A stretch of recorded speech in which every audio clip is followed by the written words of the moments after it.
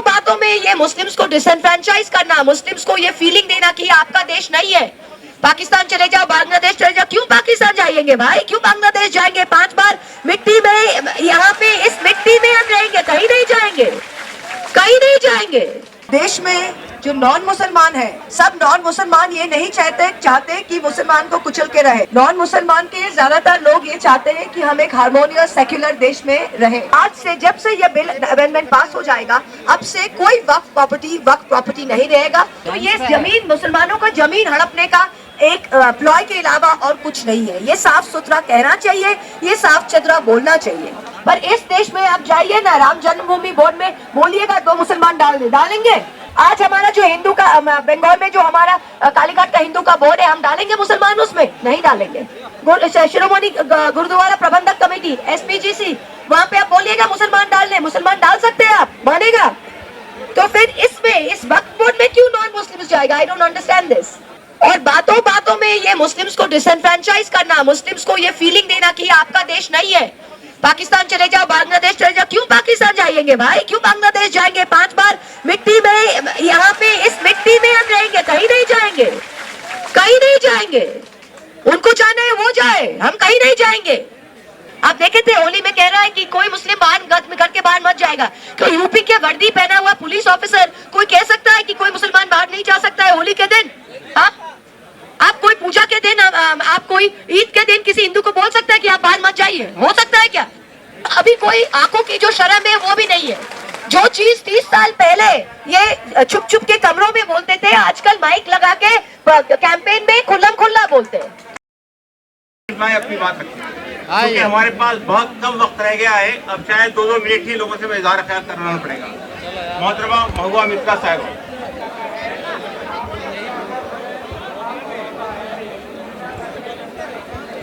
धरना खत्म। नमस्ते, सलाम अलैकुम। आपके बीच आकर मुझे बहुत खुशी हुई। मैं ज़्यादा बात नहीं रखूंगी, पर मैं तृणमूल कांग्रेस की तरफ से यहाँ पे आई हूँ और हमारी लीडर ममता बनर्जी, आप सबको पता है, तो वो पहले दिन से ये वक्फ बिल, ये वक्फ अमेंडमेंट के खिलाफ हमारे सारे ताकत लेके इस बिल को हम अपोज कर रहे। जो हमारे सिलेक्ट कमेटी में गया है, वहाँ पे हमारे जो नदीमुल हक और कल्याण बनर्जी जो हमारे तरफ से रिप्रेजेंट कर रहे हैं, उन्होंने बहुत हार्ड लाइन लेके, बहुत टफ टॉकिंग करके इनकी अपोजिशन किया है। और हमारे पहले नासिर भाई भी कह रहा था, नासिर भाई के वर्ड्स में मैं फिर से दोहराती हूँ कि ये आप सब समझ गए हैं, देश के जितने मुसलमान हैं वो तो समझ गए हैं, और देश में जो नॉन मुसलमान है, सब नॉन मुसलमान ये नहीं चाहते कि मुसलमान को कुचल के रहे। नॉन मुसलमान के ज्यादातर लोग ये चाहते हैं कि हम एक हार्मोनियस सेक्युलर देश में रहें, और उन लोग में भी ये अभी जो सेंस है वो आ गया है कि ये बिल सिर्फ मुस्लिम्स को डिसएनफ्रेंचाइज करने के लिए है। जो वक्फ प्रॉपर्टीज है, ये मुस्लिम्स को उनके कम्युनिटीज के थ्रू में, उनके प्रेयर्स के, उनके मस्जिद्स, उनके एरियाज, उनके halls, Muslims have given for the community, and this is something, this is sacred in law and has to be protected. इस बिल क्या कर रहा है? The main thing is, इस bill is drawing a line कि आज से, जब से ये बिल अमेंडमेंट पास हो जाएगा, अब से कोई वक्फ प्रॉपर्टी नहीं रहेगा। हर वक्फ प्रॉपर्टी को नई तरह से फिर जाके कोई भी DM, कोई भी DC उसको कुछ बना सकता है। तो ये जमीन, मुसलमानों का जमीन हड़पने का एक प्लॉय के अलावा और कुछ नहीं है। ये साफ सुथरा कहना चाहिए, ये साफ सुथरा बोलना चाहिए। और एक चीज जो है, इन लोग कह रहे हैं कि वक्फ बोर्ड में वो नॉन मुस्लिम्स ले रहे। हम आपको पूछते हैं, हम सेक्युलर कंट्री के हैं, हम सेक्युलर कंट्री के हैं, सेक्युलरिज्म में विश्वास करते हैं। पर इस देश में आप जाइए ना, राम जन्मभूमि बोर्ड में बोलिएगा 2 मुसलमान डालेंगे, डाल सकते हैं। आज हमारा जो हिंदू का, बंगाल में जो हमारा कालीघाट का हिंदू का बोर्ड है, हम डालेंगे मुसलमान उसमें? नहीं डालेंगे। शिरोमणि गुरुद्वारा प्रबंधक कमेटी SPGC, वहाँ पे आप बोलिएगा मुसलमान डालने, मुसलमान डाल सकते हैं आप, मानेगा? तो फिर इसमें, इस वक्फ बोर्ड में क्यों नॉन मुस्लिम्स जाएगा? I don't understand this. Her point में मुसलमान जो हमारे देश के 200 करोड़ से भी ज्यादा आबादी है। इंडोनेशिया से सबसे ज्यादा मुसलमान इंडोनेशिया के बाद भारत में है। और बातों बातों में ये मुस्लिम्स को डिसएनफ्रेंचाइज करना, मुस्लिम्स को ये फीलिंग देना कि ये आपका देश नहीं है, पाकिस्तान चले जाओ, बांग्लादेश चले जाओ। क्यों पाकिस्तान जाएंगे भाई, क्यों बांग्लादेश जाएंगे? 5 बार मिट्टी में, यहाँ पे इस मिट्टी में हम रहेंगे, कहीं नहीं जाएंगे, कहीं नहीं जाएंगे। उनको जाना है वो जाए, हम कहीं नहीं जाएंगे। और वो चाहते ही है कि मुस्लिम्स को इतना डिसएनफ्रेंचाइज करे, इतना एक घर करे, इतना गेटोवाइज करे कि एक इलाके में सब मुस्लिम्स है, कहीं मुस्लिम्स को घर के टेनेंसी ना मिले, एक इलाके में एक बिल्डिंग में मुस्लिम को घर के इलाके ये नहीं मिले, मुस्लिम को जॉब नहीं मिले। जिस प्रोफेशन में मुस्लिम्स काम करते थे, धीरे धीरे उस प्रोफेशंस में उन लोग ने हस्तक्षेप लेकर लिया है।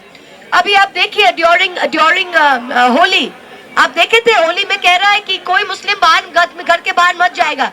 तो यूपी के वर्दी पहना हुआ पुलिस ऑफिसर कोई कह सकता है कि कोई मुसलमान बाहर नहीं जा सकता है होली के दिन? हाँ, आप कोई पूजा के दिन, आप कोई ईद के दिन किसी हिंदू को बोल सकता है कि आप बाहर मत जाइए? हो सकता है क्या? तो ये जो रेटरिक है, ये डिवाइड एंड रूल, ये बीजेपी समझ गया है कि जितना डिवाइड एंड रूल करो वो 60% हिंदूज जो है उसको एकदम एक साइड करके उनका 50% वोट से हमको जीतना है। यही उनका, there is no more fig leaf anymore. मेरा हिंदी इतना अच्छा नहीं है, पर I hope you understand what I am saying. पर अभी कोई आंखों की जो शर्म है वो भी नहीं है। जो चीज 30 साल पहले ये चुप चुप के कमरों में बोलते थे, आजकल माइक लगा के कैंपेन में खुल्लम खुल्ला बोलते हैं, खुल्लम खुल्ला बोलते हैं। और क्या समझते? और ये सिर्फ, मैं तो कहती हूँ, ये सिर्फ मुसलमान का ड्यूटी नहीं है कि इसके खिलाफ खड़े होने का। हर right thinking person in this country has to stand up. Every right thinking country has to stand up. ये जर्मनी में ऐसे ही शुरू हुआ था। जब रोमनीज के लिए आए थे तो बोले मैं रोमनी नहीं हूं, मैं चुप हूं। जब पोल्स के लिए आए थे तो मैं पोलिश नहीं हूं, मैं चुप हूं। जब चेक के लिए आए थे तो मैं चेक हूं, तो मैं चुप हूं। कल आपके लिए आएंगे, कल मेरे लिए आएंगे, फिर क्या होगा? फिर क्या होगा? ये तो लोगों को समझना चाहिए ना। This Waqf bill is an extremely dangerous bill. ये bill in its present form ये बुलडोज करके ला तो सकते हैं, पर लाने के बाद जब ये पार्लियामेंट में आएगा, हम सब सारे पार्टीज इसका बहुत सख्त विरोध करेंगे। And we will never allow the implementation of this, we will never allow the disenfranchisement of this. हम लोग क्या देखते नहीं है, हर इलेक्शन में, बाई इलेक्शन में रामपुर कैसे जीत गए भाई? कैसे जीत गए रामपुर? मुसलमानों के घर से बाहर नहीं आने दिया वोट में। सांबल में क्या करते, ये करो वो करो, वोट नहीं करने देते। हमारे जैसे अभी डबल एपिक कार्ड मिल रहा है, कहाँ पे मिल रहा है डबल एपिक कार्ड? मुर्शिदाबाद में, दिनाजपुर में।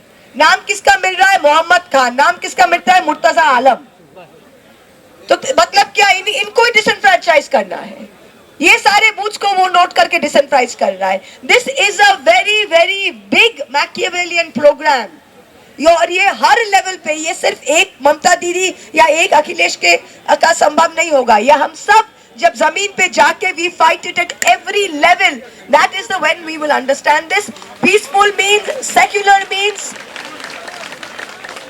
we are proud to be host to the, India is proud to be host to the second largest Muslim population in the world after Indonesia.